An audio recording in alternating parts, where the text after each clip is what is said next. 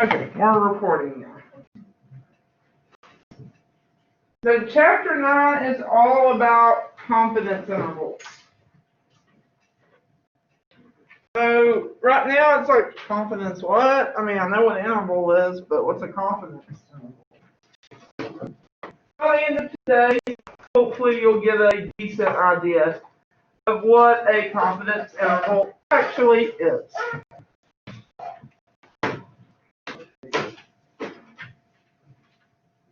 What do you mean, what page?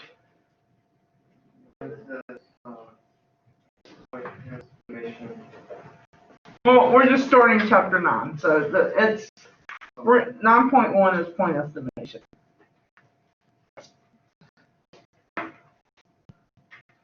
So y'all see what I mean as far as writing goes. See, can y'all see my little cursor up here in the top corner? Yes.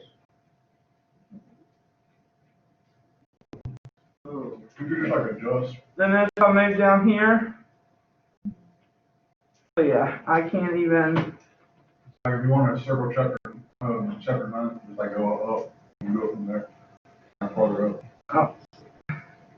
That's irritating. Yes, it's very irritating. What's bad is I use the Interwrite, the old software we used to use, and I was fine because I knew I had to jump back and forth. But in 2 weeks, I've liked this so much, now it's irritating. Anyways. Okay, so first we're going to look at point estimation. And this little brain activity, thought activity we're going to do is not in your notes. So just kind of think through it. But let's suppose we wanted to estimate the proportion of blue M&Ms in a very large bowl.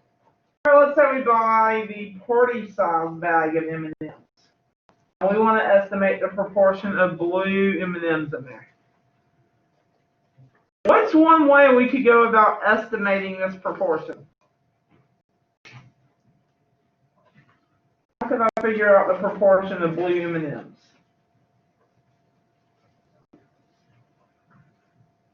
And don't tell me dump the whole bag out and count. Yeah, we could grab a sample, right? We could take a sample of the M&Ms and compute the proportion of blue M&Ms in our sample. This isn't on the paper, is it? Correct. So this estimate here would be called a point estimate. It's just one sample that we calculated. So it's a single number based on sample data that's used to estimate a population characteristic. So, and the reason we call it a point estimate is because it's just a single value on the number line. Let's say our population characteristic is actually where this arrow is. Our estimate could be below it. But if I got all of us to get different estimates, we may be all around the mean, but maybe we hit it if we're lucky. Maybe not. That's due to sampling variation. That's what we talked about at the beginning of chapter 8. So different samples produce different statistics. So let's look at an example.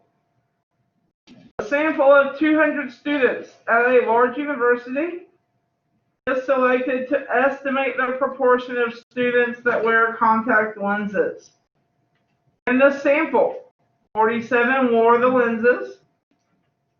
If we let P equal the true proportion of all students who wear contact lenses, let's consider a success being actually wearing them.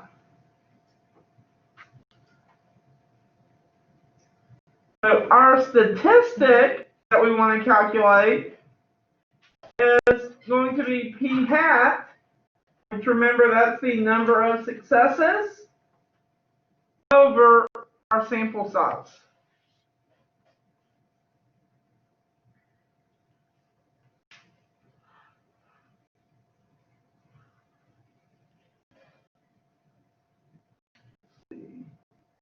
Where is this going to write that down there? I don't want it.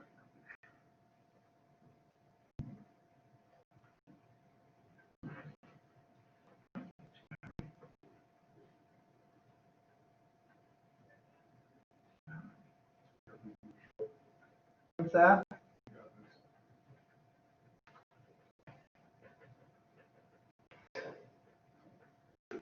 Okay, so what would our estimate, or what would our sample statistic be? 47. 47 over 200. 200.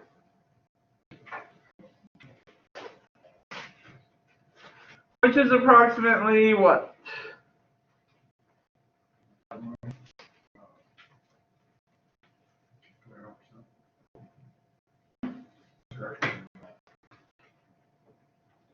Oh yeah, I guess. All right. I did say approximate, so. Oh, you want like an actual, like, Yeah. Let him do like I 0.235.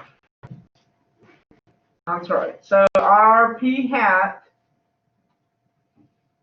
would be 47 over 200, which is 0.235.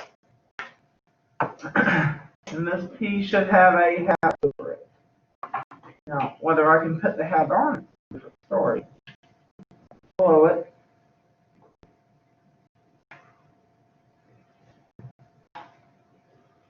Hang on the line.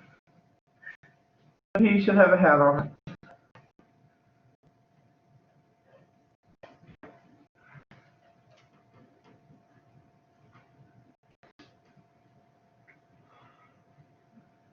Okay.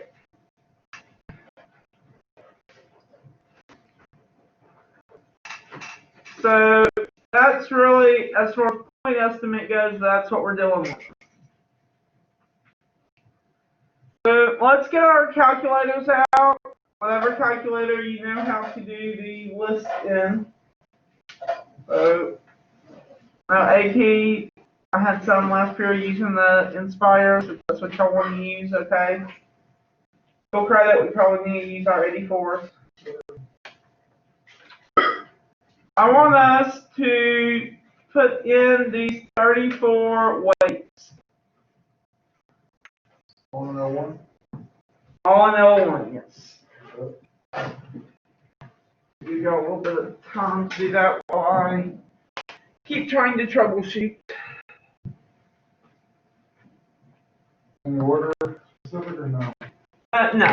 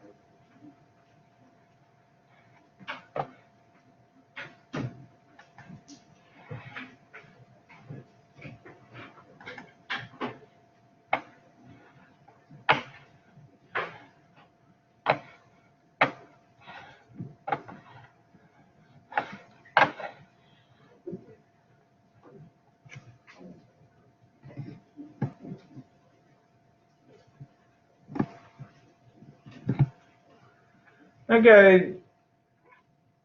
So once y'all put them in L1, let's find the sample mean.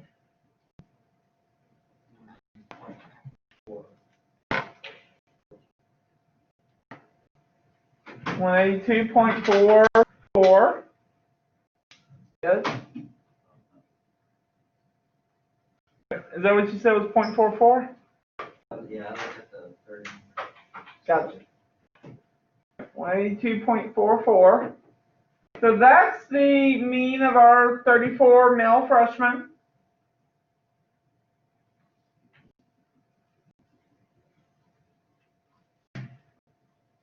Now, if we look at a box plot here, so they give us the histogram, yes, but if we look at a box plot, what do you notice on the bottom box plot?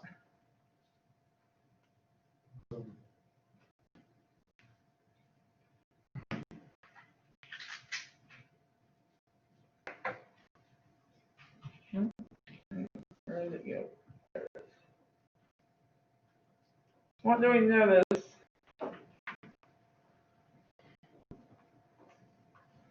Can't get it. Now I can't even get it to right. Okay. We'll just go with our clicker. Mr. Schultz, Yes. you said the mean is 182.4? Yes. All right. Yep.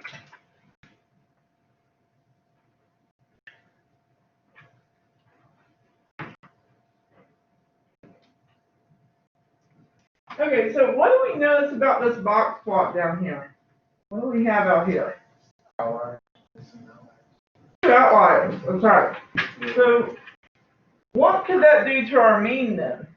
Make it go up. Yeah, so that means we need to figure out, do we want to report the true mean? Or do we want to report the median or sample trend mean? Let's review for a second what a trend mean is. If we go, it's asking for a 5% trend mean. I didn't want to click the next one. So 5% trend mean. How do I figure out how much I need to cut off? How many data points I need to cut? Anyone remember? I kind of do, but I don't think I know. Multiply n by 0.05. Multiply n by 0.05. Perfect. So what is our n in this case here? 34. So if I multiply 34 by 0.05, 1.7. get 1.7. Now, can I take 1.7 data values away? Two. We gotta round it up to 2. So what I need us to do is look through our list. Let's first get the highest 2 points and we'll cross them out. So what's our highest point in our data here? 283. 283. So let's mark it out. We're trimming it. Then let's look for the next highest. 231. Yep. So cross it out.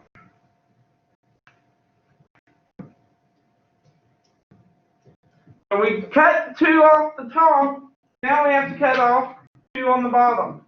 What's our lowest value? 139.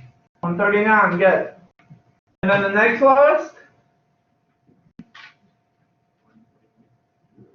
148.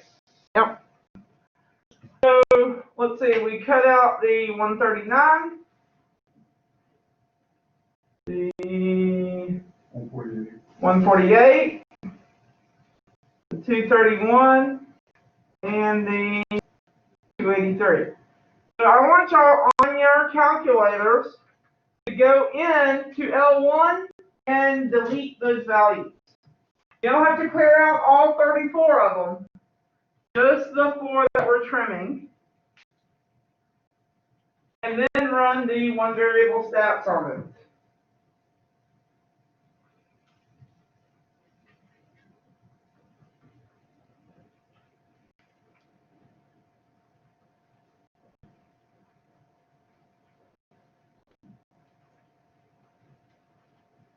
And that new mean would get us our trend mean. What is the symbol for trend mean? We just actually write the word out and we'll say 5% trend mean. Okay. You want us to just say anything on the other? Now let's let, if you have time to calculate it. All right. I can check yours though. And see if it's right. Okay.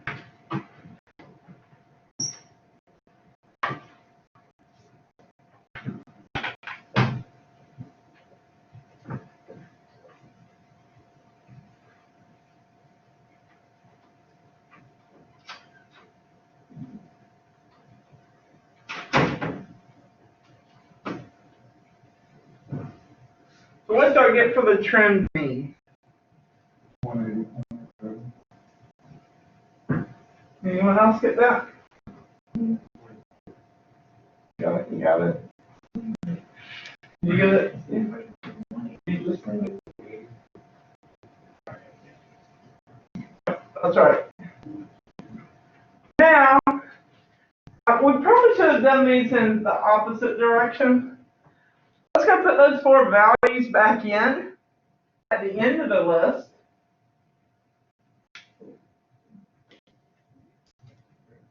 Probably should have done this in the opposite order. Let's put those four in at the end of the list. Back, so scroll all the way down. Put those four back in there. I can have y'all do this by hand, though. I want y'all to get used to seeing the calculator output.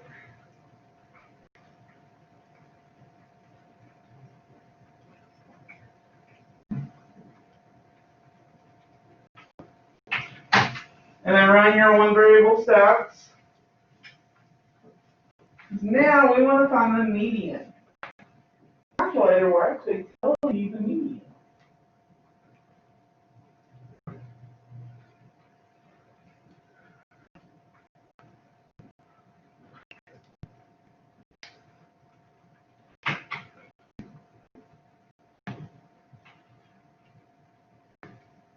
What did y'all get for the median?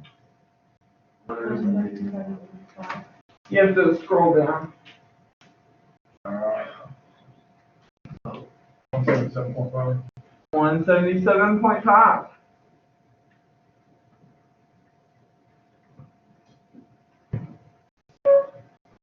That's right. Now, evidently here they calculated it by hand. But I calculate it by hand when we already have it in the calculator itself.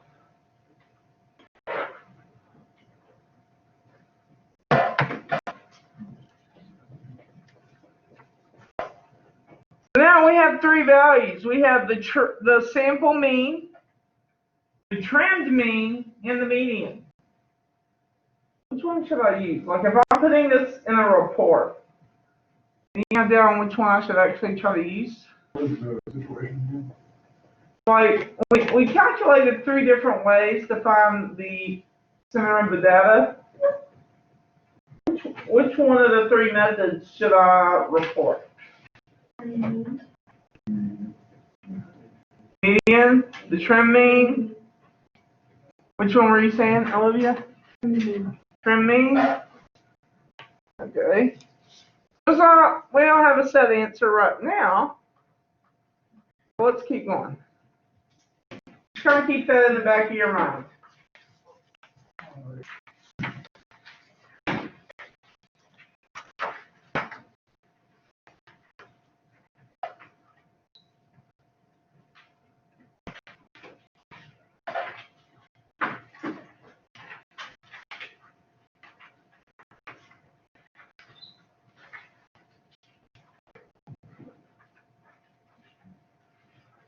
Okay, so we have a paper that looked at the U.S. college students' internet usage, and it looked at race, gender, and digital divides. They report the results of 7,421 students from 40 different colleges. And they selected the sample in a way so it's representative. Which, I mean, you may be thinking, why did they throw that in there? But we got to keep in mind, we want to make sure our sample isn't biased.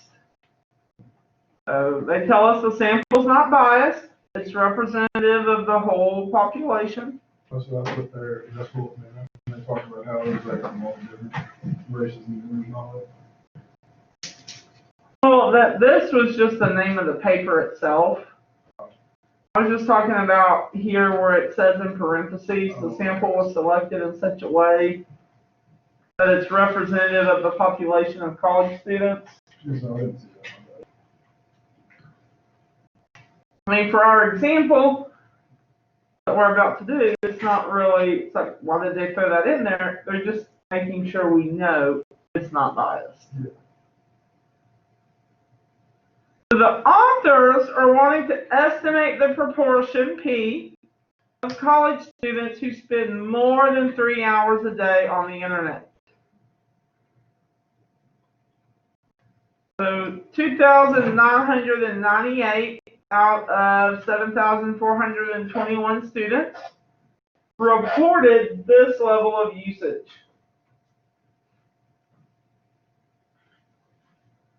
So, what would our proportion be?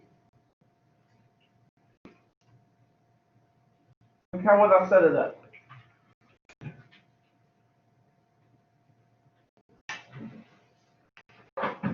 That's the probability.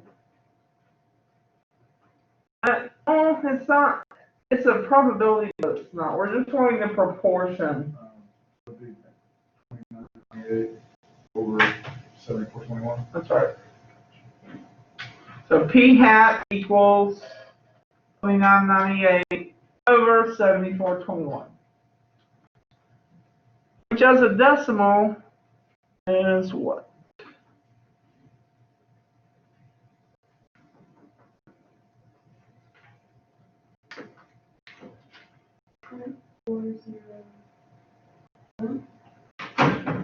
.404.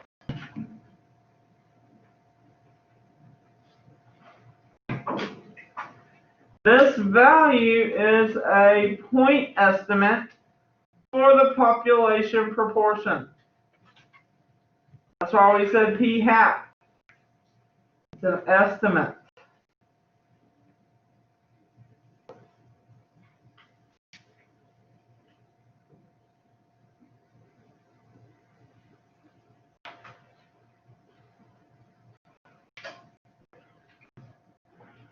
Okay, let's look at the next example.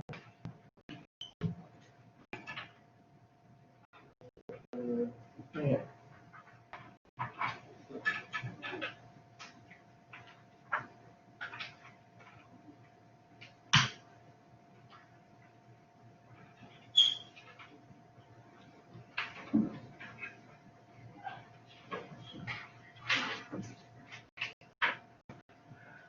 Okay, so now we're taking a similar topic. We're going to look at the impact of internet and television use on reading habits and practices of college students. Investigate the reading habits of college students. And the following observations represent the number of hours spent on academic reading in 1 week by 20 students.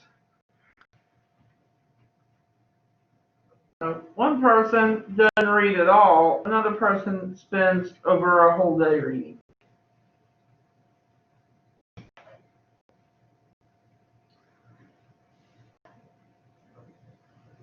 Okay, if we look at the dot plot, what's something that we could say? What's an observation we could say about this dot plot?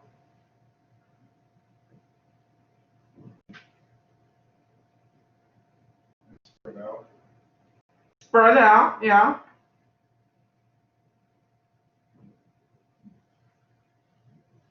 Shape-wise, what do we notice?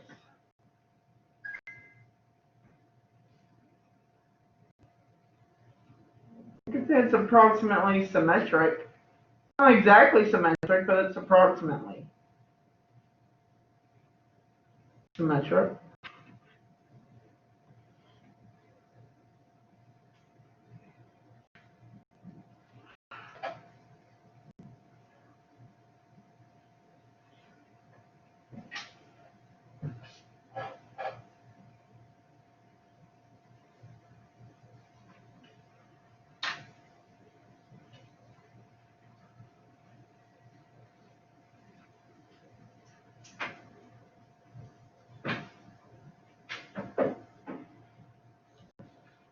Okay, so if a point estimate of mu, the mean academic reading time per week for all college students, is desired, an obvious choice of a statistic for estimating mu would be our sample mean. However, there's also other possibilities, like we've already talked about. We could do a trimmed mean, or we could do a median. We're going to end up calculating all three of those.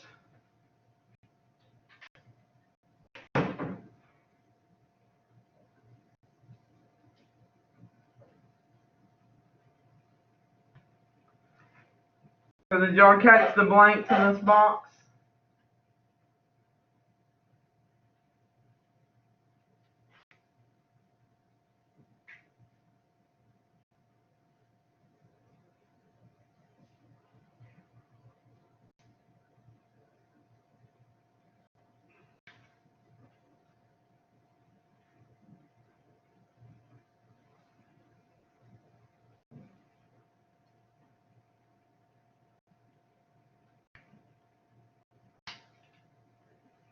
And we've actually already calculated these for, I'll say these.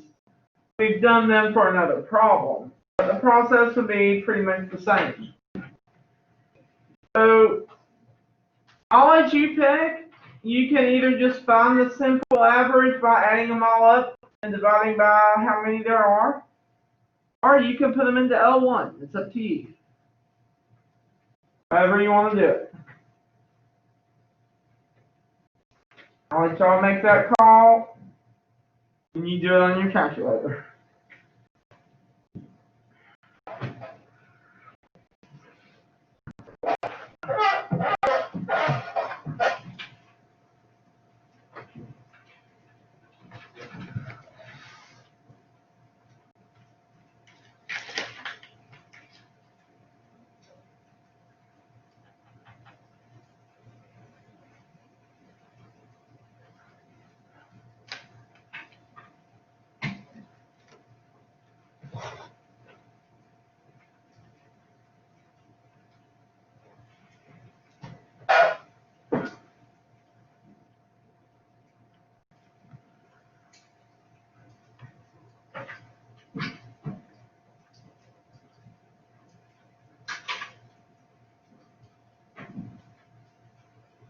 Just out of curiosity, did anyone pick to just calculate the average without putting them into L1? Yeah. Okay.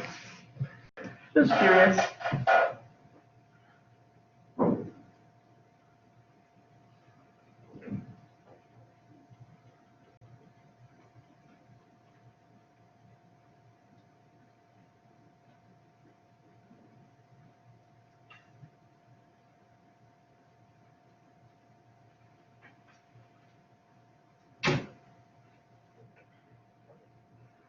What did y'all get for the mean? 14.36. 14.36. Good.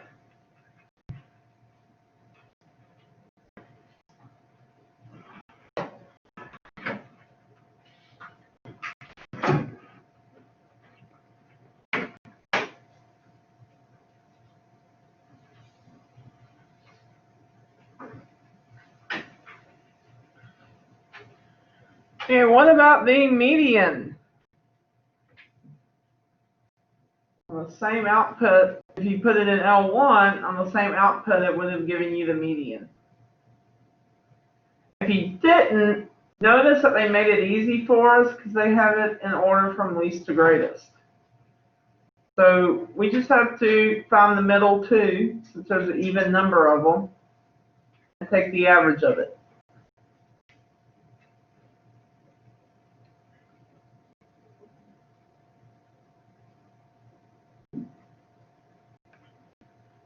So what would our median be? 13.75, good. And then they ask us to do the 10% trimmed mean. So how many data points would I be trimming off on each? 2, that's right. 10% of 20 is 2. So I could cut off the 1.7 and the 3.8. Cut off the 23.3 and the 28.2. And recalculate.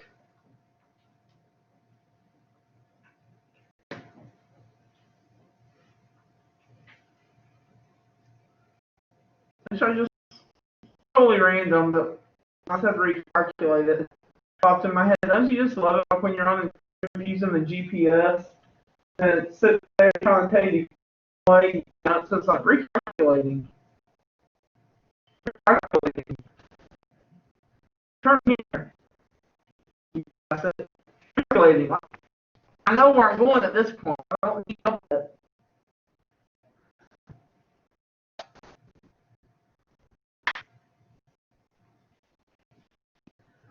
If we do calculations again, what do we get for the mean?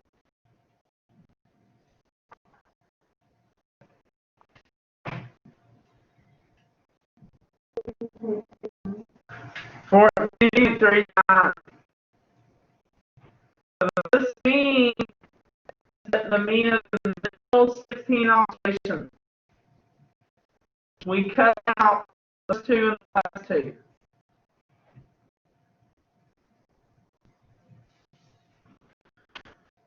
So again, that's the question. Which one of these estimates should we use?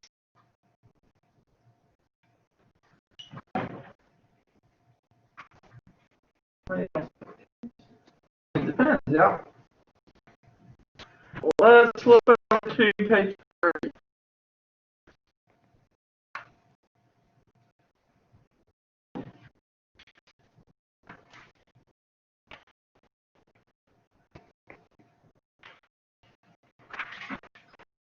Okay, move on about bias.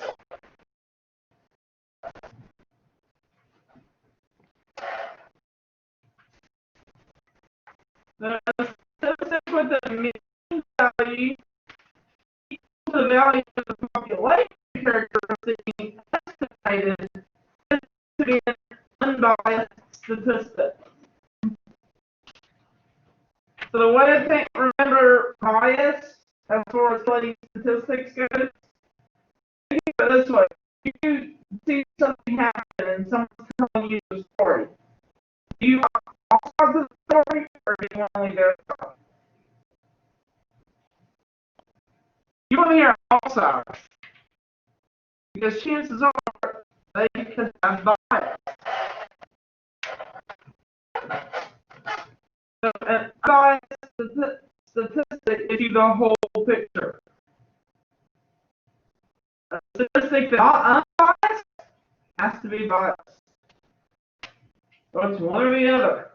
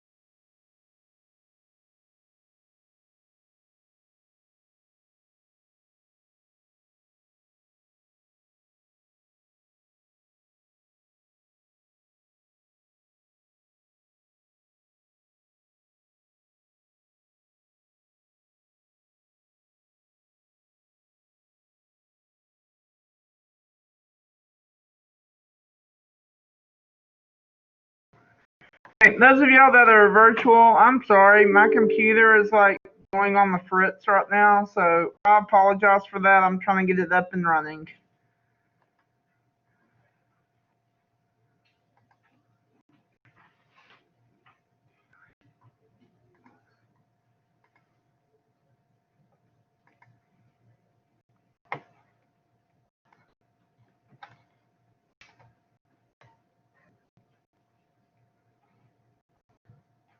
Can y'all see the screen now? How much what was the last slide y'all heard? Did y'all hear me talk about this slide on bias?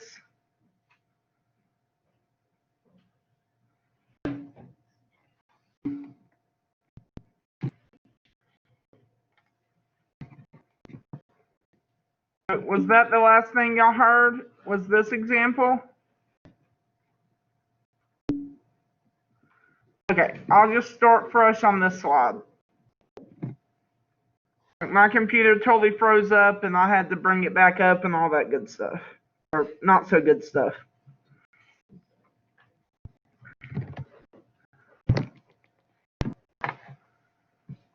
Okay, so as I was saying, the way to think of bias is we want the statistic to tell the whole story. Which means if it tells the whole story, it has the same true value as the distribution itself. So if we look at our picture here, the true distribution is the one in blue. The green one is our sampling distribution. And then the red one is, it's also a sampling distribution, but we have a biased statistic. So notice what the bias does to our graph. It moves it away from the true value. So we're either telling the whole truth and nothing but the truth, or aligned or biased.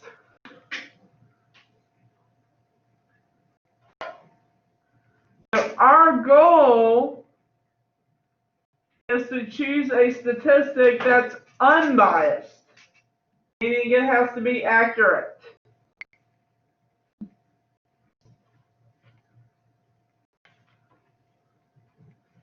So notice, of course, that, remember the blue one was our true, the blue curve was our true value. So it's going to be unbiased. That's the true distribution.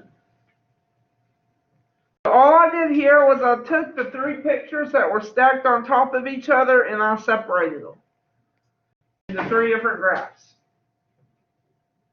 Remember, this is our original. It's unbiased because the distribution is centered at the true value.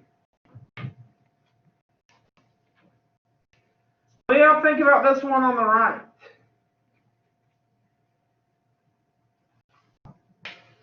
Will it be biased or unbiased? Unbiased, why is it unbiased?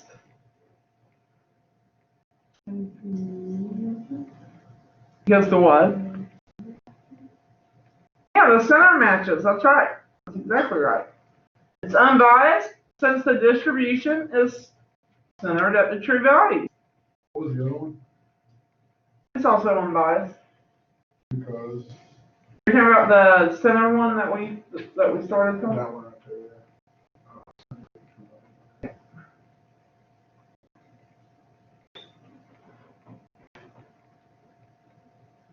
What is the true value? We don't know the true value itself. It's just our population value. Okay, that's just what it was. Not like a number, but like Oh. right. Oh, okay. Sorry about that. That's our population value that we're trying to estimate. I mean, the way to think of this is when you're more than likely when you're doing statistical analysis for research, the whole reason you're doing the research is you're trying to discover something, or find something out, right? If you don't know the true value, that's why you're doing the research. So we don't know what it is, but our goal is to devise a method to not only conduct the experiment, but then analyze the data that results from it to get a good, unbiased picture of what's going on. That's if you're doing statistics the right way.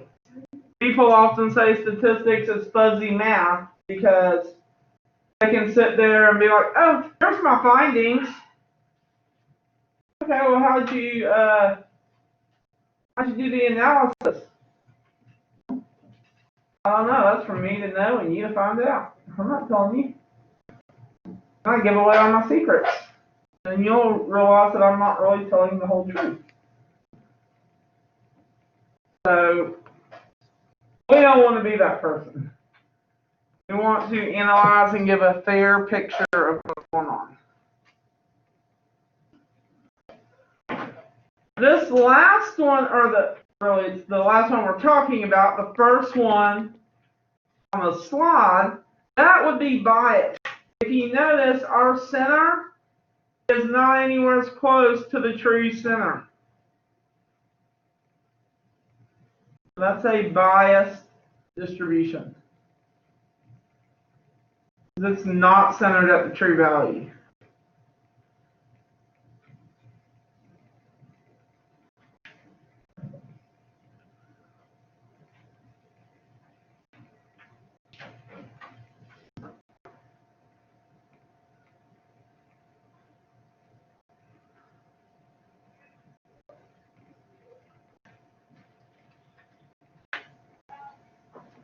So since we want to give an unbiased value, which one of these graphs could we throw out?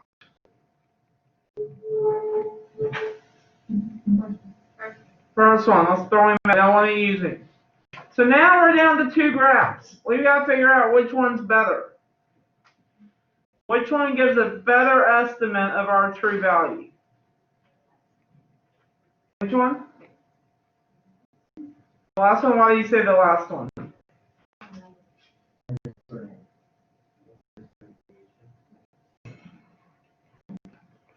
Got it. Did y'all hear what Yancey said? Say it again, Yancey. The standard deviation on the second one is smaller. So we want to choose the statistic with the smallest standard deviation.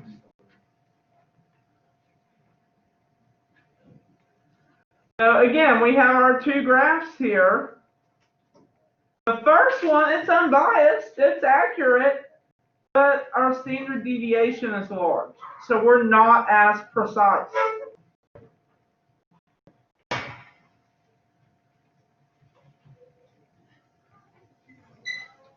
So where on the second one, our standard deviation is small, which means we're going to be more precise. More of our values will be closer to the true value.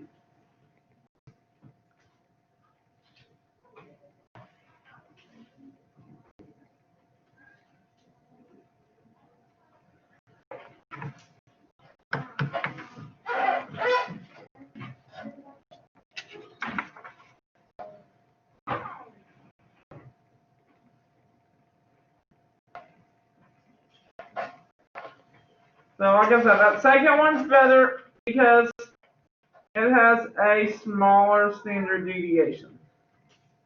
So it's going to be more precise.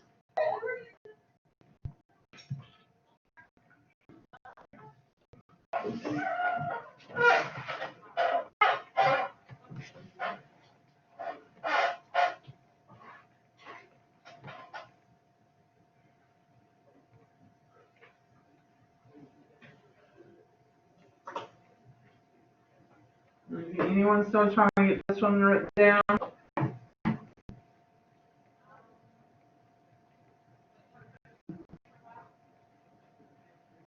see will right.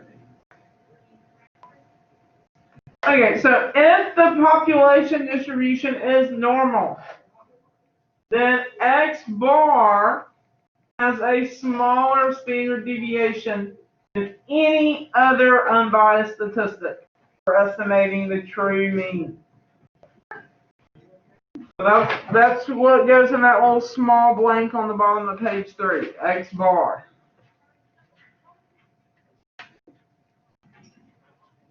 Another way to state this is that X bar is the best unbiased estimate for the true mean. Hint, dual credit. What was it? X bar is what? The best unbiased estimate for the sample mean.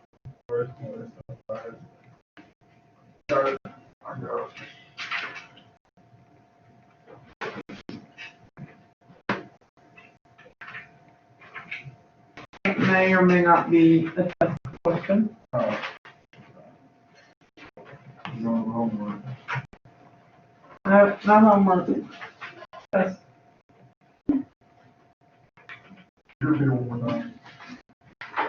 X bar is. X bar is the best unbiased estimate for estimating the population mean, the true mean.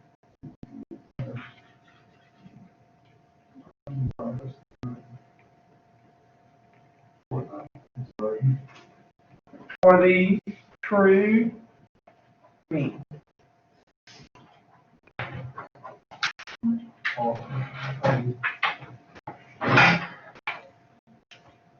Speaking of tests, for dual credit, I've updated through Chapter 8 the review. So Chapter 7 and Chapter 8 material that's tested is already posted on the review. Or just 7. Chapter 7. Well, the first part is 7. 7.6 is on this test. Alright. So, up until this point, we've covered 51% of the test.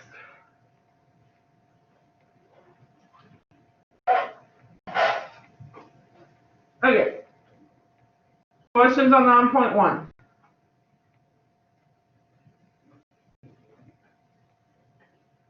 Okay, 9.2, we're going to start it today. That's where we're actually talking about confidence intervals. So how much over 9.2 as well as this one? Just 9.2.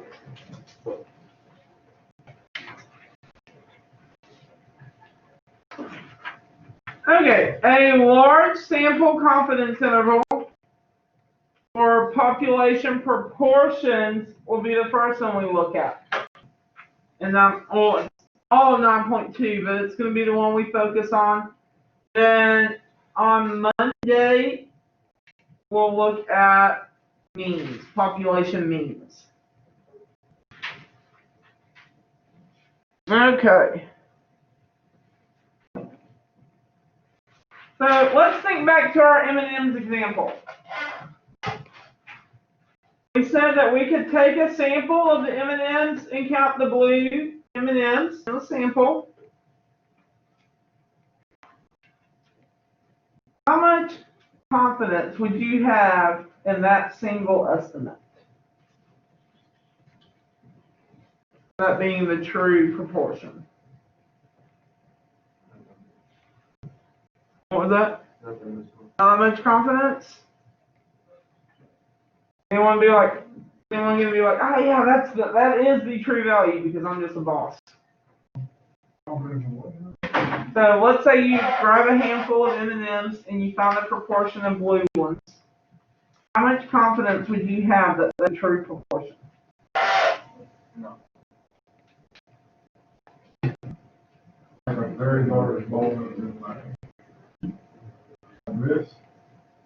Let's not even use a large bowl. Let's say the party size bag of M&Ms that you get at Sam's. No. I'll be like that. 37. Okay. Now, what if I were to tell you you could put your answer in an interval? So like it's going to be between this amount and that amount. Would you be more confident? Yeah. A confidence interval for a population characteristic is an interval of plausible values for that characteristic. So the primary goal is to estimate some unknown population characteristic. I mean, if we knew it, again, we wouldn't be doing the research. We would know the answer. It's constructed so that with the chosen degree of confidence, the actual value of the characteristic is between the lower and the upper endpoints of the interval.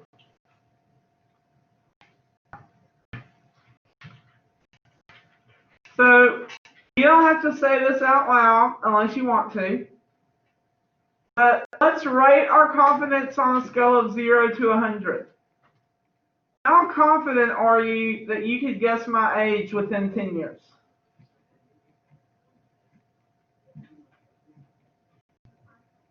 In 10 years? 100% confident because you said the year you graduated. 100% confident? 100% confident. I'm sorry. I forgot the year. You're between, Did you graduate in 2012? My sister graduated in 2013. Gotcha. So, what does it mean to be within 10 years? 10 years to the left or right. 10 years to the left or right of my age. What about within 5 years? Would you be as confident as the 10-year one? No? What about within 1 year? No. So now I'm curious. What do y'all think? How old am I? Are we guessing within 1 year, or 10 or 5? Just guessing in general. 27. 27. 27. That y'all are quick. Wow.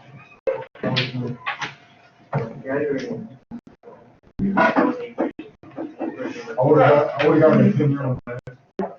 But honestly, even those of y'all that were on that 4 row, all you have to do is look up at those plaques and see the last year if you can read it. I earned, I earned those in high school. So this last one up here, I earned my senior year. I think that one was senior year. Maybe that one. I can't remember.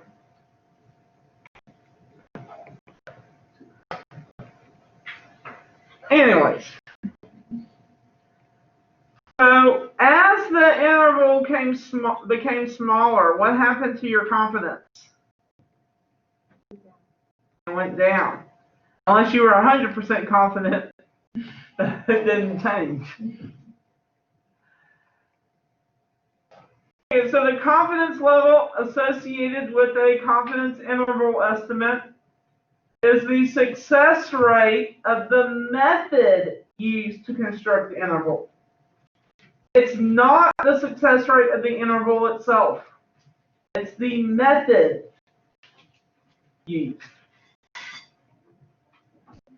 So if this method was used to generate an interval over and over and over again from different samples, assuming we're doing a 95% interval, in the long run, 95% of the resulting intervals would include the actual value.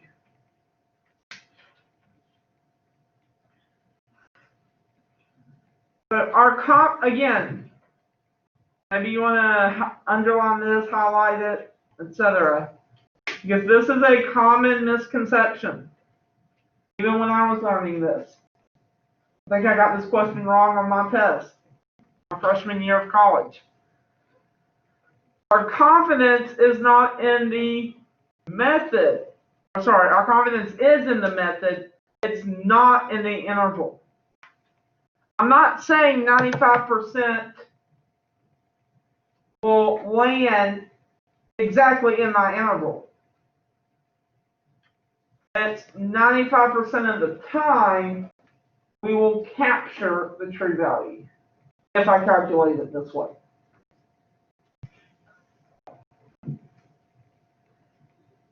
I'm not 95%, I'm not saying I'm 95% confident it will be within this interval. Not the interval, it's the whole method.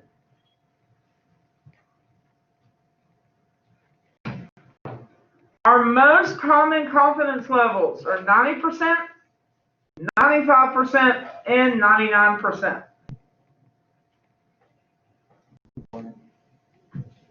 It is, yes. The first blank of 9.3, 9.2. Can't read today either. Can't use technology, can't read.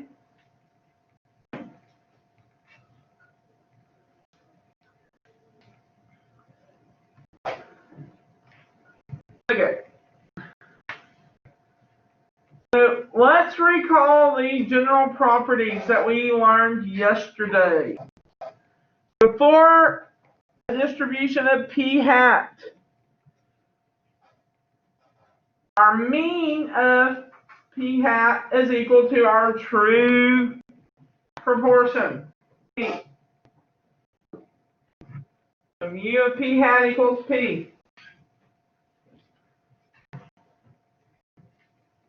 Our standard deviation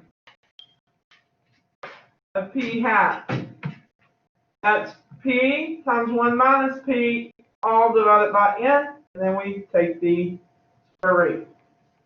This only works as long as the sample size is less than 10% of the population.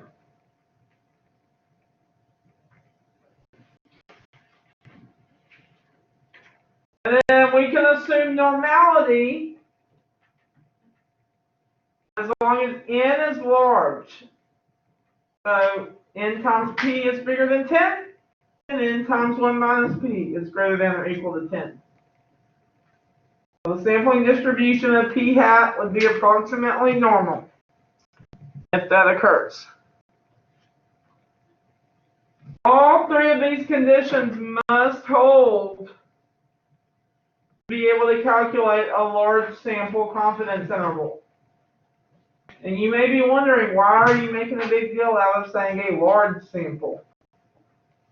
Well, we're going to learn that not all samples are large. So we're going to have to know how to do both large sample and small sample when all is said and done.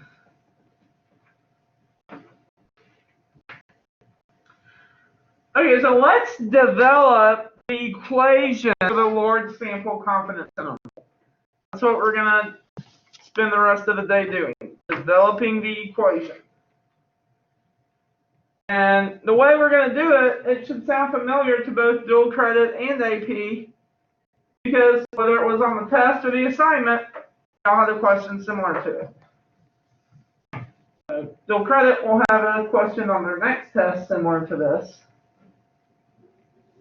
using the z-scores. Y'all have already seen it on the assignment. Anyways, let's just do it. But to begin, we're going to use a 95% confidence level.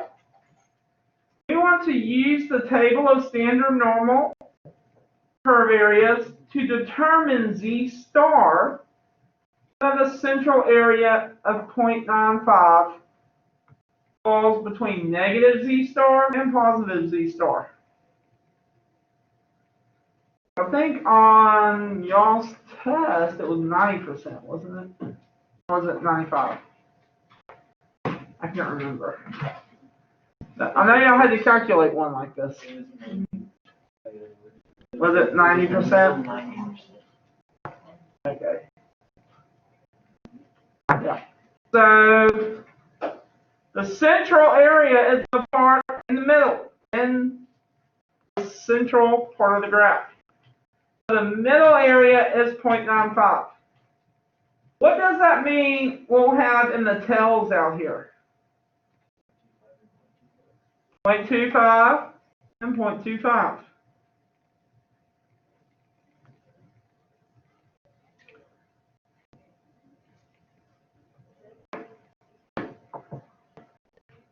But now, what value, if I wanted to start with my lower tail, which I recommend, start with the lower tail, what probability should you look for in the table itself?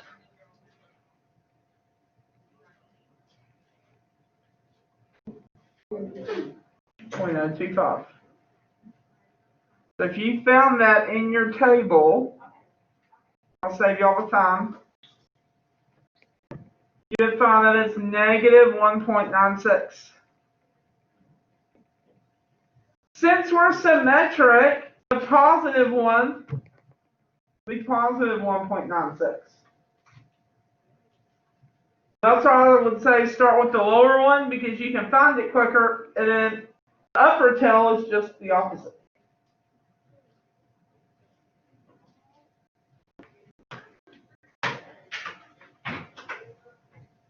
So 95% of these values are within 1.96 standard deviations of the mean.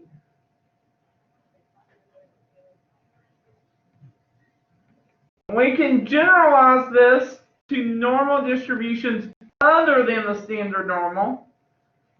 I'll say 95% of the values are within 1.96 standard deviations of the mean. This is the general form. It could be any mean, but it'd still be 95% as long as we're within 1.96 standard deviations. And those are blanks if you didn't catch them. The percentages are 95, and the other blank is 1.96 in each case.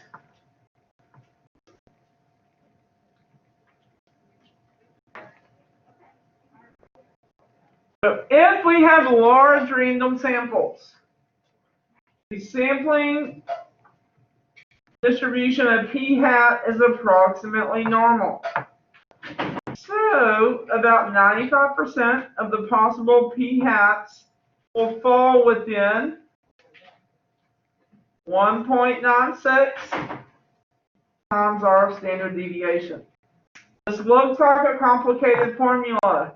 Just remember this is standard deviation.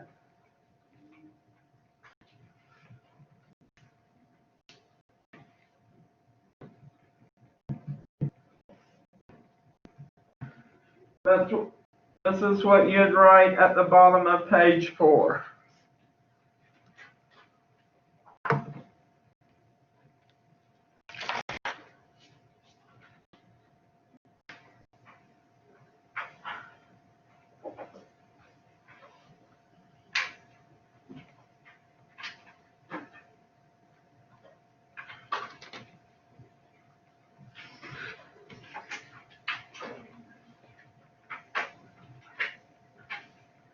Okay, let's flip over to page 5. We're almost done.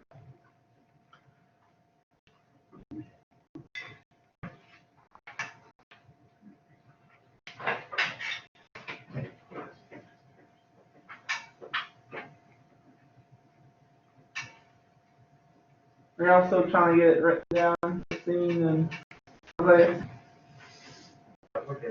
Are we good? Okay. Okay, so we're just continue with our development. So if p hat is within 1.96 standard deviations of p, then this means that p hat minus 1.96 sigma to p hat plus 1.96 sigma will capture p. We're trying to capture him with this interval.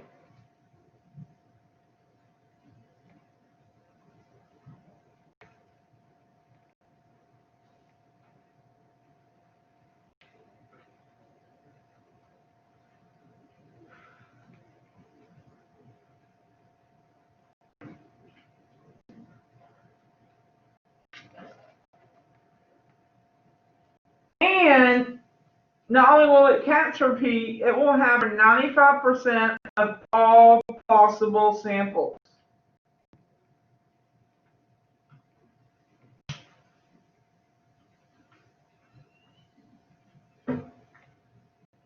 So on your, I think AP has this on their formula chart. I know dual credit does.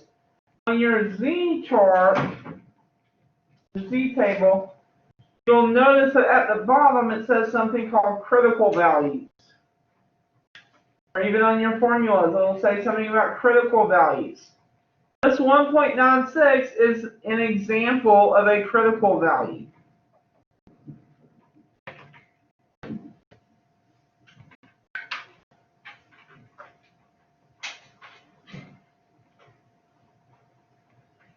Okay. So just a little illustration to kind of drive the point home some. So we draw a line here for our true mean. Now, if I'm 1.96 standard deviations below it, let's draw a line here. So this is our lower bound of our interval.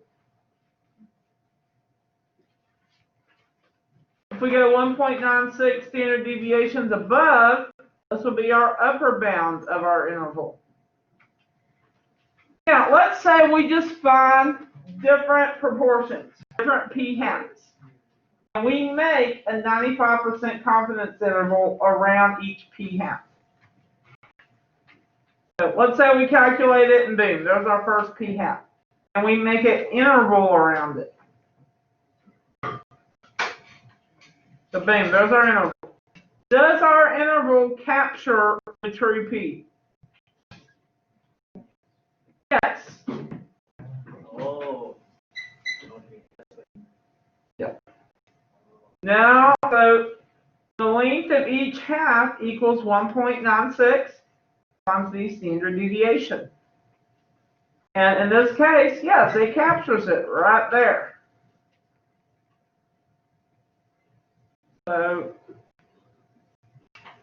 it fell within 1.96 standard deviations of the mean, the true mean, so therefore we captured it. Let's say we weren't satisfied with just one, we wanted to do it again. And boom. There's our next point estimate.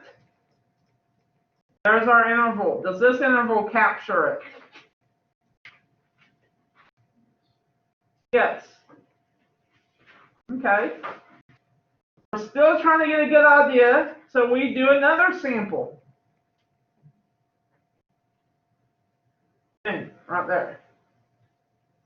So is this within our range that we need to be able to capture it?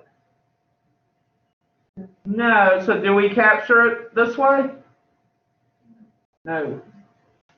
The p-hat does not fall within 1.96 standard deviations. Yes. That doesn't seem any better to have a confidence level of 10%. So Then you'd be closer to the actual. actually, when you lower your percentage of confidence, you shrink your interval, which means you're going to have more that won't be in the actual interval. That make sense? None of those are really all that close to the true value. Wouldn't it be better to only know the ones that are close to the true value instead?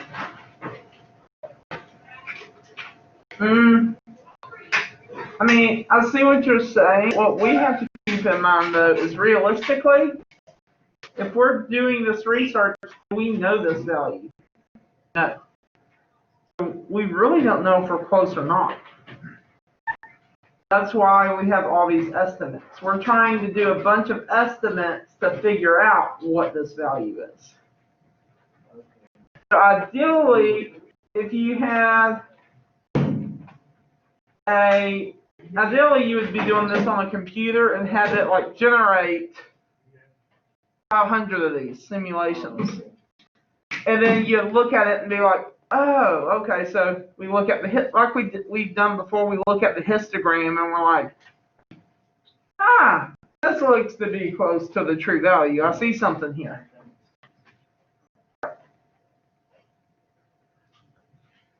So using this method of calculation, the confidence interval will not capture P only 5% of the time. We use a 95% confidence. So when N is large, a 95% confidence interval for P is P hat plus or minus 1.96 times your standard deviation. So this is the last blank on your notes. That's where we're going to stop. So what we did was we just developed the rationale behind the formula. Instead of me just saying, here's the formula, let's use it. We just developed the rationale behind it.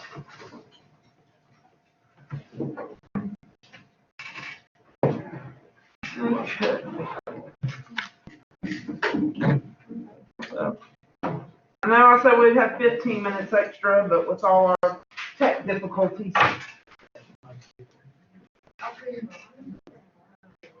Stop the recording.